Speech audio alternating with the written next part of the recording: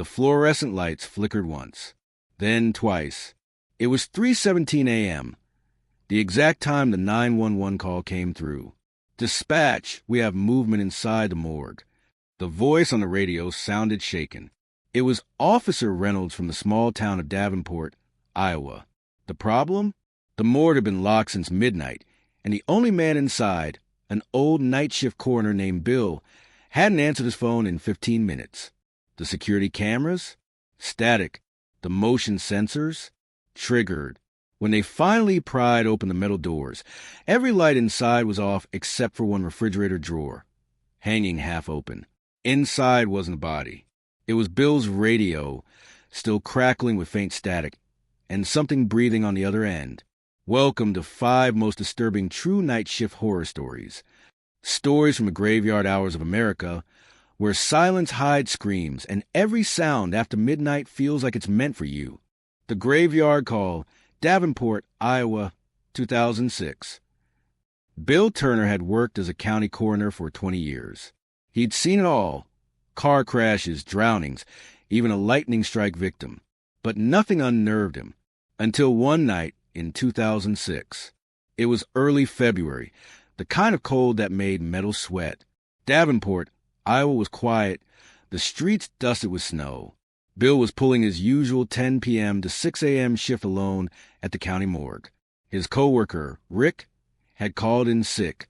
At around 2:58 a.m., he got a call from St. Mary's Hospital. Body coming in. The nurse said flatly, "Jane Doe, found in an abandoned farmhouse on Route 84. 15 minutes later, an EMT truck backed up to the loading bay. The woman was middle-aged, maybe late 40s. Pale, dirt under her nails, no ID. Her death was ruled apparent exposure. Bill logged her in and slid her into cold storage, slot number 3. Then he poured himself coffee, sat down, and tried to read the local paper. That's when he heard it, a soft thump from inside the storage room. At first, he thought it was a compressor kicking in. But then came another, louder, thump, thump, thump. He walked in with his flashlight. The air was misty, his breath visible. Everything looked normal until he reached drawer number 3. It was shaking. He froze. Then, hesitating, he unlocked it and slowly pulled it open. Empty. No body. No sheet. Just condensation dripping from the metal tray. He backed away, his hands trembling. He picked up his radio. "Rick, you back?" No answer. He switched channels. "Dispatch. This is Turner at the morgue. I've got a situation down here." But all he heard was faint static, then what sounded like a woman's voice whispering. "Still cold. Bill." His flashlight flickered, then went dark. Moments later, the power in the entire building cut out. The backup generator didn't kick in. In complete darkness, Bill stumbled toward the door, his breath rapid. He could hear footsteps behind him, wet, bare, uneven. The emergency lights finally blinked back on 30 seconds later. The only thing standing between him and the exit was the Jane Doe he'd logged an hour ago. Her eyes were wide open. Her lips moved slightly, as if trying to say something. Bill screamed, dropped the flashlight, and ran into the corridor. But by the time officers arrived minutes later, she was back in the drawer, cold as ice. The incident report, filed February 9, 2006, only reads, "Electrical failure. Employee reported visual hallucination due to stress. Subject deceased. No further investigation." Bill quit 2 weeks later. He never returned calls from the sheriff's department again. The 24-hour mechanic, Amarillo, Texas, 2012. Carlos Rivera worked nights at a 24-hour truck stop garage just outside Amarillo. The place sat between long, empty highways, the kind where truckers pulled over for gas, coffee, and a quick nap before sunrise. It was May 2012 when it started. The strange engine sounds. A semi rolled in around midnight. Old Peterbilt 379. The driver, a pale man in a denim jacket, didn't say much. He just muttered, "Won't start again after 3 a.m. Carlos chuckled. "Ghost in the gears, huh?" The man didn't laugh. He paid cash, no credit card. Carlos worked under the hood until around 2:45 a.m., tightening bolts, checking the alternator. That's when he heard it. The truck CB radio crackled to life, even though it was switched off. A female voice came through. "Help me, please." He froze. There was no one else in the garage. He stepped away, heart pounding, and called out, "Who's there?" The radio hissed again, then repeated, louder, "Help me, they left me in the back." He opened the truck's rear trailer. It was empty, except for a single pair of muddy boots and what looked like dried handprints on the wall. He backed away slowly and shut the door, locking it. Minutes later, he saw movement in the reflection of the glass off his window, a woman's silhouette walking behind him inside the garage, even though he was alone. When the driver returned around 3:10 a.m., Carlos refused to take the payment. "Truck's fine. You can go." But the man smiled. "She talks to you too, doesn't she?" Before Carlos could answer, the truck's headlights flashed on and off by themselves. The driver climbed inside, waved, and drove away into the desert. The next morning, Carlos told his boss. They checked the security footage. From 2:50 to 3:05 a.m., every camera inside the garage went static. But the outside camera caught something else. The truck pulling out with no driver inside. That same truck was found 3 days later, abandoned near Route 60. No one claimed it. The VIN number traced back to a vehicle reported destroyed in a fire 10 years earlier. Carlos left that job a month later. To this day, he refuses to drive on that stretch of highway.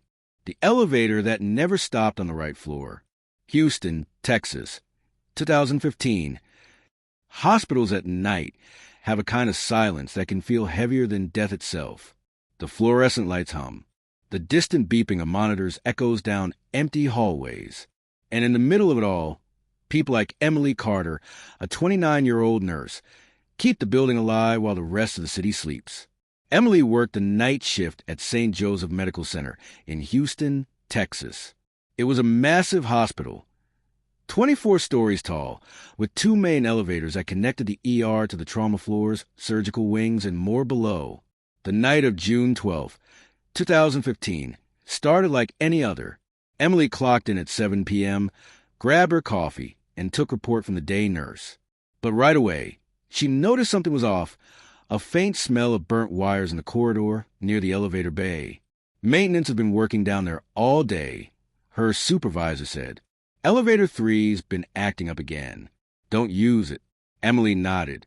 But later that night, when she needed to rush blood samples to the basement lab, elevator 3 was the only one on the floor. Its door slid open slowly, lights flickering. She hesitated. The small metal plate above the door glowed. B. Basement. Perfect. She stepped inside. As the doors closed, the old elevator groaned and jerked before beginning its descent. The lights dimmed, and she heard something faint through the intercom, like someone breathing, followed by a distant click. She pressed the B button again. Nothing. The elevator stopped. Then, instead of opening, it started moving upward. Floor 2, 3, 4. She pressed the emergency stop. No response. Then came a voice, faint but clear, from the speaker above her head. "You're not supposed to be here." She froze. "Hello? Who is this?" she asked. Static. The elevator kept rising. 5, 6, 7. She hit the alarm button. The sound blared, echoing in the metal box. The voice returned, calmer this time. "We're still waiting downstairs." The lights flickered, and for a split second, Emily saw something reflected in the steel panel. A man standing directly behind her. But when she turned around, the elevator was empty. Her chest tightened. "This is not happening," she whispered. The elevator suddenly jolted to a stop. The floor number flickered. 13. But St. Joseph's didn't have a 13th floor. It went from 12 straight to 14, like most hospitals do, out of superstition. Her phone had no signal. The doors creaked open halfway, revealing a dark corridor. The walls were concrete, pipes exposed. No lights, no nurses, no signage, nothing that belonged in a working hospital. "Hello?" she called out, stepping forward just enough to peer outside. At the far end of the hall, a gurney sat under a single flickering light. Something was lying on it, covered with a sheet. Her heart pounded. She stepped back into the elevator, but the doors refused to close. Then, the intercom crackled again. He didn't make it, remember? Emily's breath caught in her throat. She recognized that voice. It sounded like Dr. Myers, the surgeon who'd been on duty a year earlier, the night a 17-year-old boy had died during emergency surgery. A boy whose mother had screamed through the halls, begging them to bring him back. But Dr. Myers had died himself 3 months ago, a heart attack during surgery. "Who's there?" she whispered. The sheet on the gurney started to move. Slowly. Then it sat up. Emily slammed the door close button repeatedly. The elevator finally sealed shut and dropped downward so fast she nearly lost her balance. Her coffee spilled across the floor. It stopped with a violent jolt. The display flickered. B. The doors opened to the basement. She stumbled out, gasping. The hall lights were dim, but she could hear the faint hum of the lab fridge. The familiar smell of disinfectant hit her. Normal. Safe. But when she turned back, the elevator doors were still open, and standing inside was a tall man in scrubs, face obscured by the dim light, his badge hung upside down. "We're not done," he said quietly. Then the door shut. Emily ran to the security office. 2 guards reviewed the CCTV footage immediately, footage that showed her entering elevator 2, not 3. And the security logs claimed elevator 3 had been powered off for maintenance the entire night. Maintenance checked the next morning. Elevator 3's power cables were disconnected. The car hadn't moved in over 6 weeks. Emily took a leave of absence. When she returned months later, she refused to use any elevator past midnight. And she wasn't the only one. Since that night, 3 other nurses have reported the same thing. The elevator lights flicker. The intercom plays faint voices. And the car sometimes stops on a floor that doesn't exist. Maintenance eventually sealed elevator 3 permanently in 2018. The metal doors were welded shut. But sometimes, during the graveyard shift, when the building gets quiet, staff swear they can hear it still running. A faint bell, a creaking chain, and the sound of someone whispering from the other side, still waiting downstairs. The gas station on Route 9, near Toms River, New Jersey, October 19th, 2019. If you drive U.S. Route 9 after midnight, you learn that the world shrinks to a tunnel of headlights, the yellow lines, and whatever's waiting in the dark just beyond the pumps. Mateo Alvarez knew that feeling better than anyone. He was 26, saving for HVAC school, and the overnight cashier at a small 24-hour gas station a few miles south of Toms River. Locals call it a safe stop. Bright canopy lights, clean coffee, a sheriff's cruiser parked there some nights to write reports. Normal. Routine. October 19th, 2019, a Saturday into Sunday, was supposed to be another normal graveyard shift. The nor'easter that hit the Jersey coast earlier that week had blown through, but the wind still tugged at the flags, and the air smelled like salt and damp leaves. Mateo clocked in at 10:58 p.m., grabbed the drop keys, and did what he always did first. Walked a lot, checked pump card readers, snap a photo of the price sign to text the manager, and breathed the cold night until the fluorescent hum inside didn't feel so lonely. At 12:41 a.m., a minivan rolled in, Delaware plates, 2 kids asleep in the back, a mom in a gray hoodie paying cash for pump 6. The scanner chirped, the coffee machine hissed, and the overhead TV cycled the local news. Stalled traffic on the parkway, high school football scores, a puff piece about pumpkins. Quiet night. Then at 1:17 a.m., the store radio, an old Motorola on the counter that the owner kept tuned to local weather and road advisories, crackled hard with static and spat out a phrase that didn't belong to any broadcast. Pump 6 isn't for you. Mateo frowned, lifted the radio, and tapped aside. The display read, NOAA WX, weather band. He set it down, glanced at Pump 6 through the glass. The minivan family had been gone 20 minutes. Pump 6 screen showed idle. He shook off the weirdness.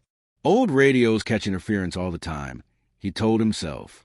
At 1:23 a.m., the door chime binged. A trucker in a ball cap bought a black coffee and beef jerky. paid with the $20, and asked if the bathroom was around back. Normal. Mateo pointed him through the side door with the keypad. The guy thanked him and left. At 1:31 a.m., the radio whispered again, soft, like it was speaking from a pocket. "Don't let him in." Mateo turned the volume down. "Not funny," he murmured to nobody. He checked the CCTV for camera tiles on the monitor. Inside counter, cooler aisle, canopy, rear alley by the dumpsters. All looked normal. A possum waddled along the dumpster fence, sniffing a bag. At 1:34 a.m., someone rapped on the glass. 3 quick knocks. Mateo jumped. On the other side of the door stood a man around 60, shoulders hunched in a navy peacoat. No hat, no gloves, eyes watery from the wind. "Pump." The man mouthed through glass, pointing with 2 fingers to the card slot outside. "Won't read." Mateo unlocked the door and let him in. The chime binged. "Card readers ice up sometimes," Mateo said, forcing a smile. "You can prepay here." "Which pump?" The man licked his lips. 6. Of course. Mateo looked up at the canopy feed. Pump 6 stood empty in the grainy black and white. "You sure?" he asked gently. "Maybe you pulled up to 4? 6. The man said, flat, as if he were reading the number from the inside of his skull. He slid a credit card across the counter. The name read Samuel J. Harker. The blue Bank of America chip glinted under the fluorescent bulbs. Mateo ran the card. The terminal beeped and printed a slip so fast the paper curled. "Declined, inactive." He tried again. Same message. Harker didn't react. He just stared over Mateo's shoulder at the cooler aisle, where the red Gatorades glowed. "I can take cash," Mateo said softly. "Or you can try the ATM by the coffee." Harker blinked. "I don't like the coffee." "ATM's not coffee," Mateo said, trying to lighten it. "Just cash." Harker turned, stiff as a coat hanger, walked to the ATM, and stood in front of it. He didn't put his card in. He just stood there, looking down at the machine like the screen was a window he didn't want to open. Mateo checked the clock. 1:37 a.m. He texted the manager. Radio acting weird. "Guy with dead card at 1:37. Says pump 6. All good?" The text stuck on sending for 3 seconds, then failed. No signal, which happened sometimes during night fog. He shrugged, set the phone on the receipt printer, and looked back up. Harker was gone. Mateo stepped out from behind the counter and scanned the aisles. No peacoat, no shoes squeaking on the tile. He checked the restroom door. Locked. He knocked. "Sir? You okay?" No answer. He typed the code, opened the door. Empty. The fluorescent tube buzzed like a fly. Back at the counter, the radio chirped again. Not a whisper this time. A clear, normal voice, like a road advisory. "Tonight's low 41 degrees along the shore. Drivers should avoid." Static flared and swallowed the sentence. Beneath it, another voice threaded through, thin, hoarse, like someone on a weak phone line. "Pump 6. He's not allowed." Anxiety prickled up Mateo's neck. He leaned toward the monitor. The canopy camera now showed a car at pump 6. A 90s Ford Crown Victoria, hood long and low like a sleeping shark. No headlights. No plates on the front. The driver's door hung open. Mateo squinted. The timestamp in the corner read 1 hour, 41 minutes, and 8 seconds. But the second counter didn't tick. It froze, then jerked, then froze again, like the video was playing from a scratch disc. Through the glass, the real canopy was a mirror of black and neon. He couldn't see the Crown Vic with his eyes. Only on the monitor. The door chime binged. Mateo spun. A woman stood at the counter, mid-30s. Hair in a messy bun, a raincoat dark with ocean mist. She pressed both palms to the glass and whispered, "Please don't let him in." Mateo felt the air leave his chest. "Who?" She didn't blink. "The man who keeps asking for pump 6. He swallowed. "Do you know him?" Her eyes flicked to the door, then back. She leaned closer. He could smell the wet salt in her hair. "He was found here," she murmured. 7 years ago. October. Same week. He didn't make it to the door. Every small sound in the store suddenly felt too loud. The cooler compressor, the coffee drip, the rattle of a loose ceiling vent. "What's your name?" he asked, mouth dry. "Rachel," she said. "Don't unlock it. If he knocks, don't." 3 quick knocks hit the glass, exactly like before. Mateo flinched. Rachel closed her eyes.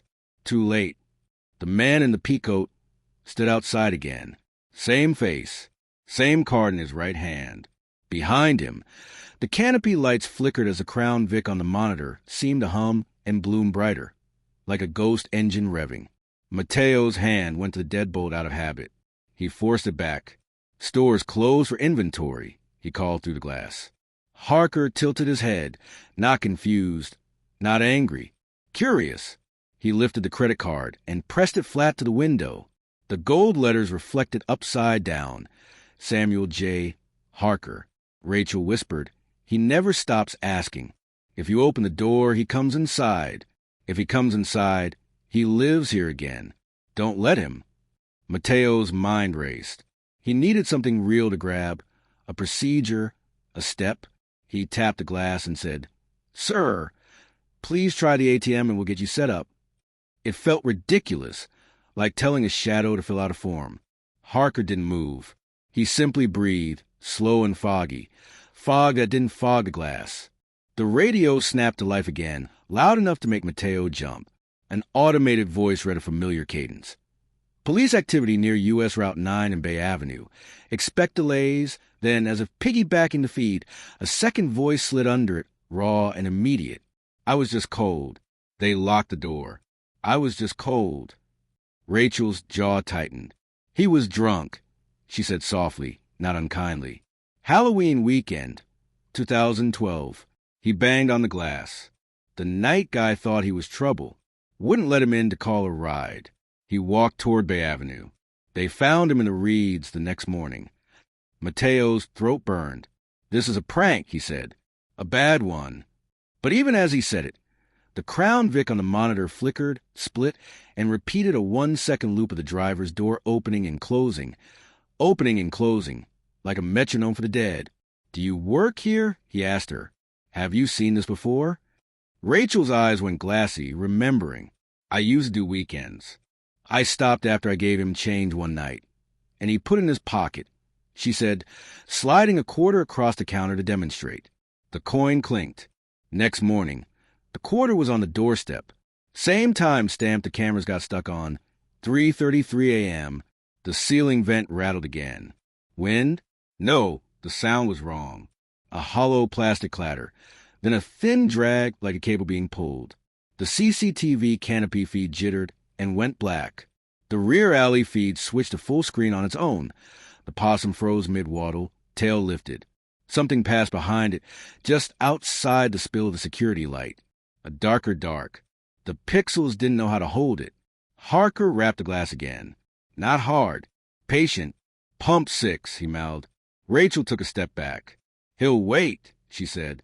"He always waits." The radio began to talk on its own, staccato snatches as if the frequencies were shuffling past each other in the deck. Winds from the north. "Avoid the left lane. He didn't make it. Route 9, don't let him in." Mateo stared at Harker.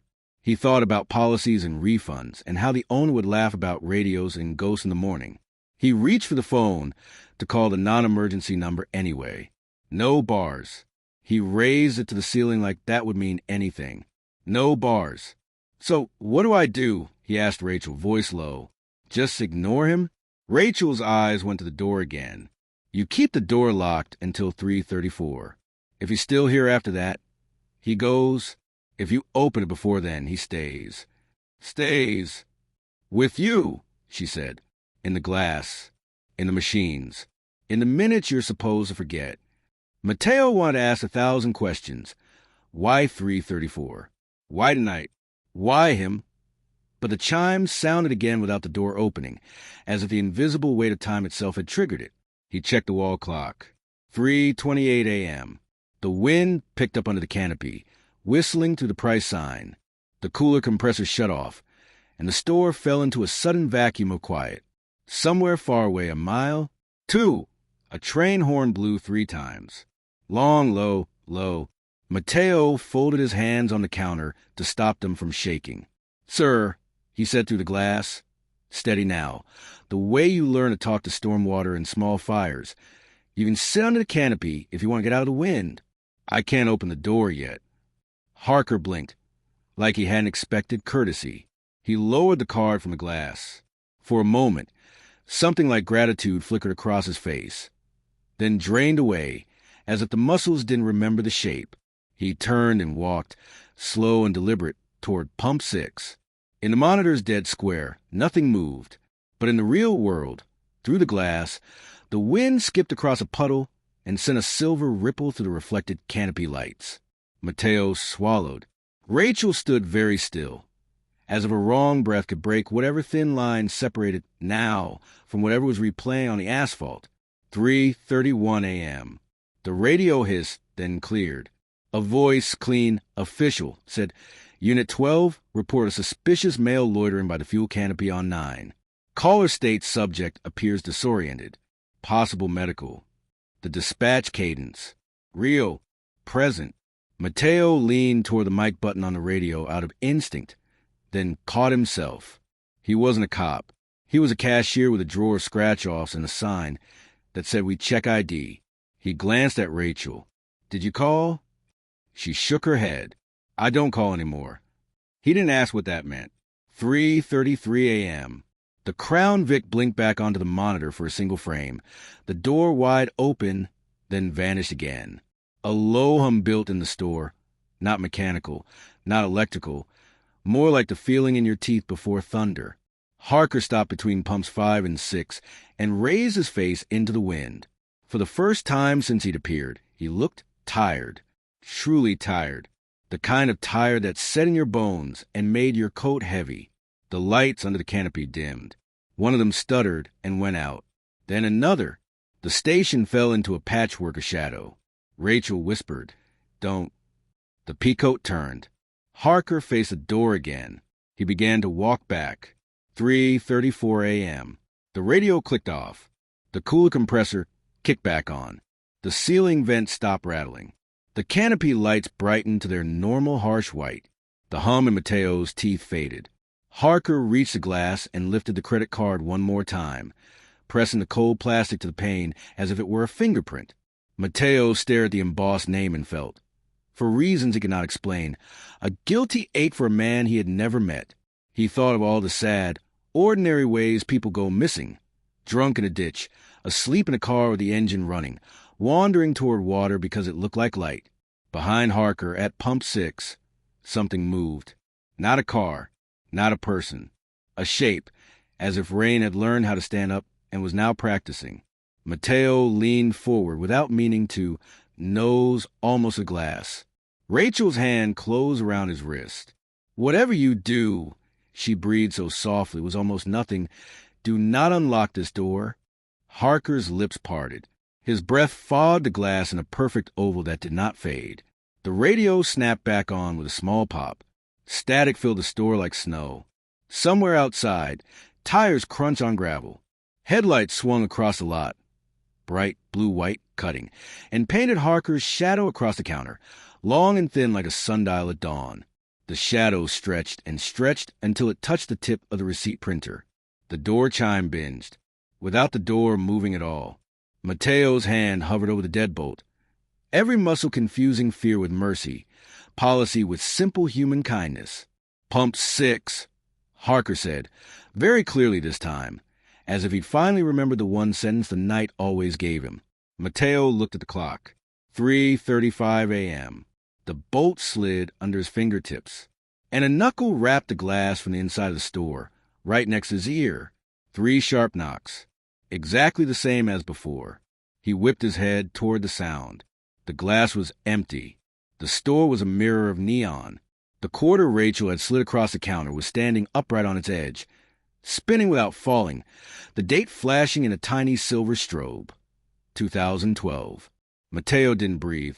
The quarter slowed. It teetered. It fell. The radio cleared and a woman's voice, calm, professional, local, said, "Tom's River Police. We're showing your line open." Do you need assistance? Mateo looked at Rachel. Her face had gone white. She shook her head once, infinitesimal, not at him, not at the radio, but at the space between them where something older than policies and pumps was deciding whether it lived here tonight. Harker pressed the card to the glass one last time. Pump 6, he repeated, softer now, a plea becoming a ritual. Mateo's fingers tightened on the bolt. He had 1 second to decide, 1 inch of movement between no and yes, between the window and whatever waited at pump 6, between what left people alone in the reeds and what finally let them in. And then from the rear alley feed, the possum finally moved again, and something else did too. A shape the cameras couldn't hold slid along the cinder block wall toward the side door keypad, as if it had just learned the code. The chime began to bing, bing, bing, without anyone touching it. Mateo swallowed hard, heart hammering, and reached for the phone again. But before he could dial, every light inside the store flickered off. Total blackout.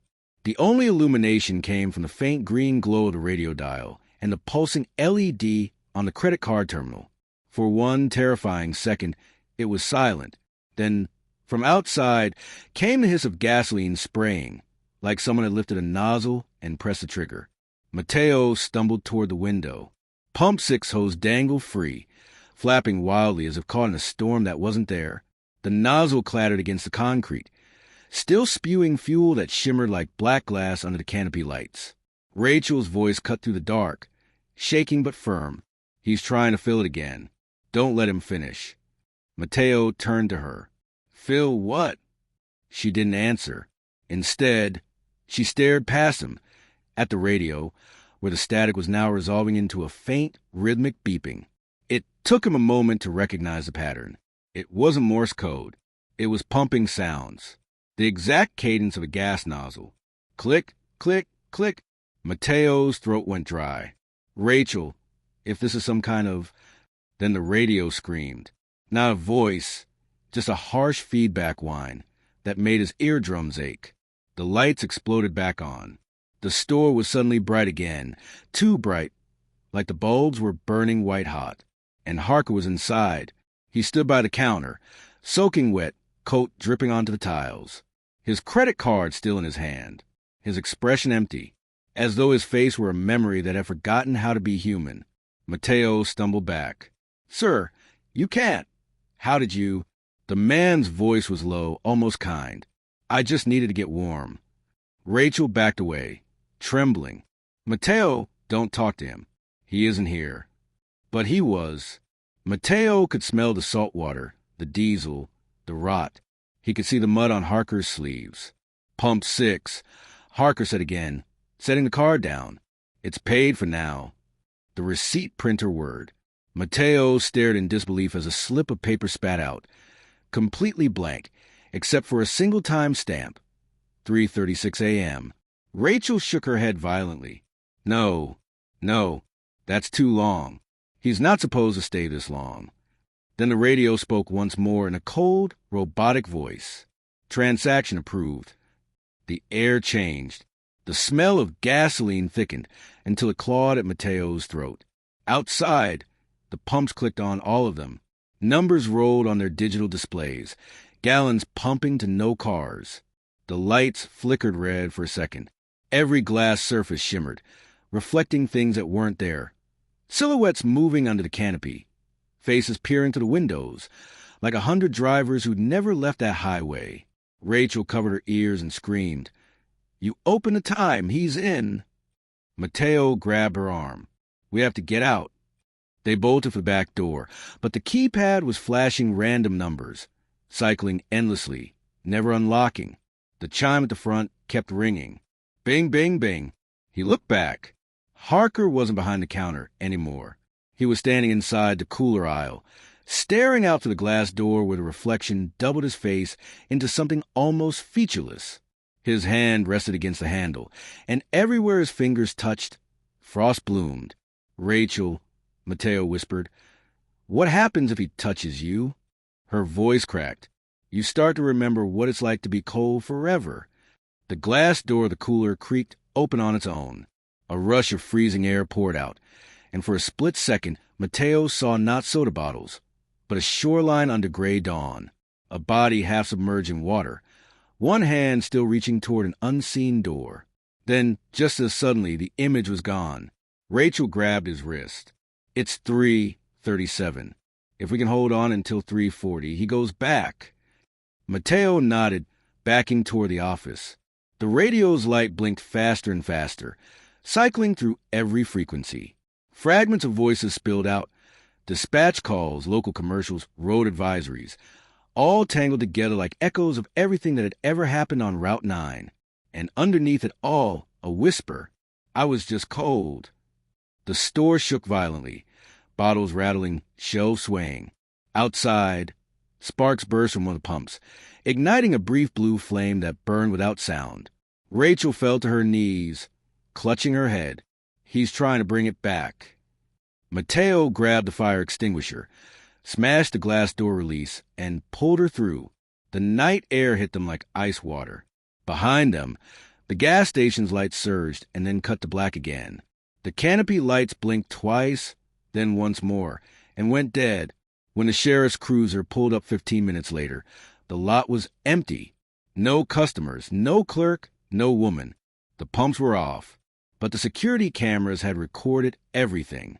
At 3:28 a.m., they showed Mateo talking to himself at the counter. No one else visible.